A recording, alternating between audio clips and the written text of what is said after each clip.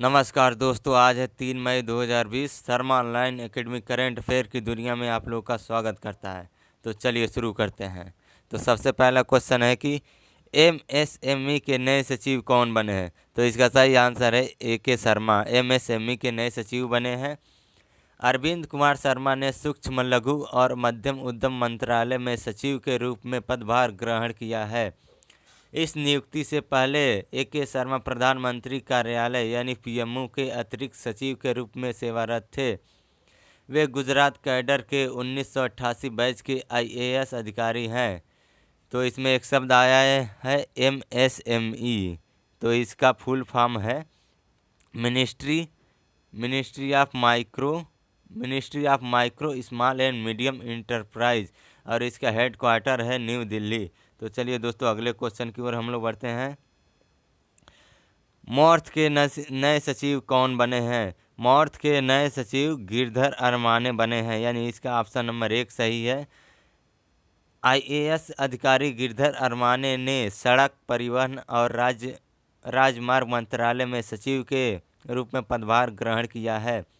मंत्रिमंडल की नियुक्ति समिति ने 26 अप्रैल 2020 को नए राजमार्ग सचिव के रूप में अरमाने की नियुक्ति की मंजूरी दी थी। तो इसमें एक शब्द आया है MORTS। तो इसका फुल फॉर्म हम लोग जान लेते हैं, ministry of road transport and highway. एक बार और सुन लेंगे, ministry of road transport and highway.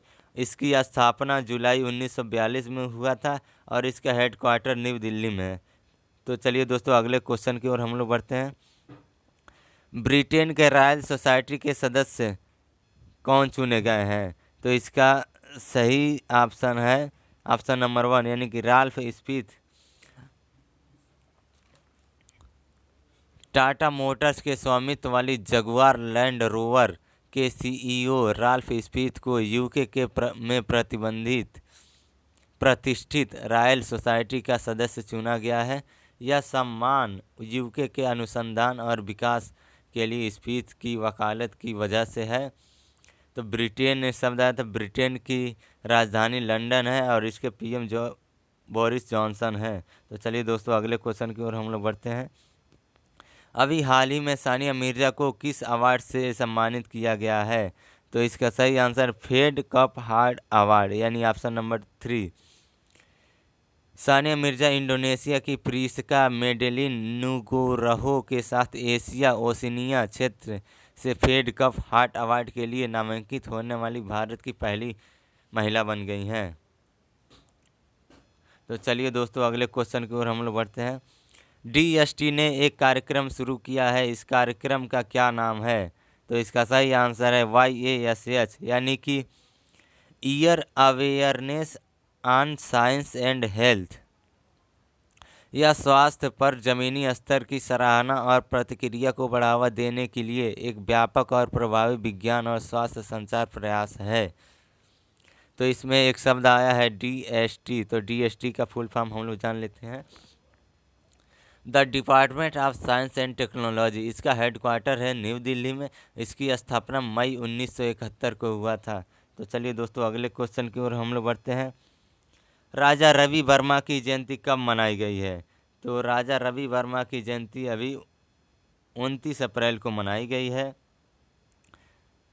National gallery of modern art ने एक आभासी दौरे के माध्यम से प्रसिद्ध चित्रकार और कलाकार राजा रवि वर्मा को उनकी 172वीं जयंती पर श्रद्धांजलि दी।